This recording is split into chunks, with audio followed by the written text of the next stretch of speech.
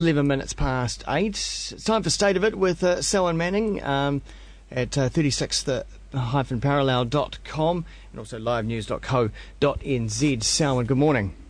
Yeah, good morning, Glenn. First up, just to recap, Murray McCully's week from hell this week. What happened? Yeah. Absolutely. I mean, it's more of what we've been talking about in previous weeks, really, with Murray McCully.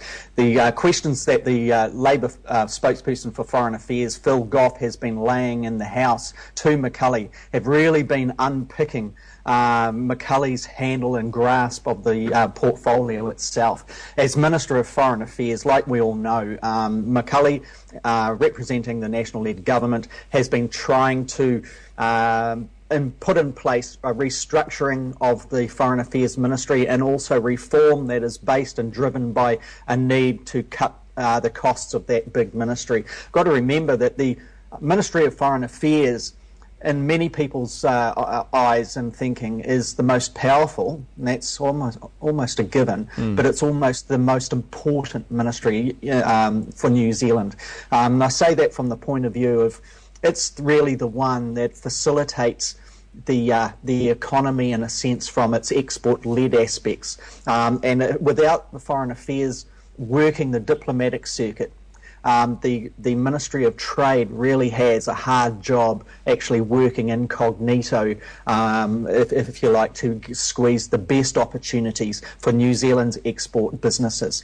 Murray McCully, in recent weeks, and even going back a month now, has found that he is really he is estranged from the ministry, Glenn. That, you know, and this is a perilous kind of position for a minister to be in. We can only gather that this is continuing on because Murray McCully has this job to do to cut costs and restructure, and then after that for him to be moved aside. That's all you can find. I've never seen it bleed like this for so long in all the 20 years of reporting now that I've kind of been watching such things. That with the colleagues in the House, when Murray McCully is having to answer question after question after question that are obviously complex, difficult, and sometimes embarrassing, his colleagues, his National Party colleagues around him, seem to just go silent. There is no support. There is no, badgering the other side in the debating chamber. It's just silence around him, and it's almost palpable. It's interesting though, because there's cost cutting, I should say, across the board, across the various different ministries, right? So. What's so special about what he's doing, and why is he estranged where other ministers aren't from their ministries?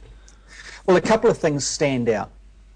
One, Murray McCully announced that there was going to be restructuring and reform over a month ago of Foreign Affairs Ministry, the Ministry of Foreign Affairs. Everybody expected Murray McCully, as the representative of the government, he's the governor of it, he's the minister of this ministry, to front up on those on the day. It wasn't him, it was his chief executive of the ministry that did that, and Murray McCully was nowhere to be seen.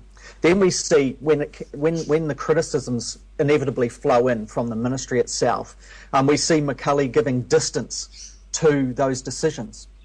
And it's almost like he's giving an appearance willingly that he really does not have a grasp of what's going on or any kind of governance control of that particular ministry. But he's doing that, that's the cost to him, but he's doing it because he's trying to create some sort of situation where the chief executive of Foreign Affairs is the fall guy should things go awry. And in the House, in his answers to the Labour questions and the other questions from the other opposition members, it's almost as if he is wanting to cause distance. That the reform package, the cost cutting, is in his view not proper in some way. And that what politics is like, particularly in the debating chamber. It's all about these kind of appearances. Picking through Murray McCully's purpose, his strategy, is ultra difficult. You've got to remember, this guy is a strategist from way back. He was one of the National Party's most significant ones in the 2000s. But on this thing, it appears that he is way off board, that he is out of touch with his chief executive. Two, his chief executive seems to be estranged from all of the 49 of the 53 high commissioners and ambassadors around the world that wrote a letter saying they have no confidence in this restructuring and that the cost to the country, the cost to New Zealand, will be severe. And the whole thing is a mess. This is supposed to be what a minister of a portfolio sorts out. Right. Murray McCully's got his eye off the board. Meanwhile, there are things happening that he should be aware of. I was going to say that. So all this is a distraction, right? The business of the ministry should be going ahead. There are a bunch of issues outside of New Zealand that we should be addressing, particularly in our own backyard, right? One of the most significant things at the moment is something that many people probably haven't even heard of at the moment, and it's the Melanesian Spearhead Group, the MSG. Now, people who watch Pacific politics will really know what that's all about. It's a body that represents 4 significant countries. That's Fiji, Papua New Guinea, Vanuatu and the Solomon Islands. Now, they're all very, very crucial to the way things work in this region. There's also representatives from the Kanak movement in New Caledonia that are a part of the MSG.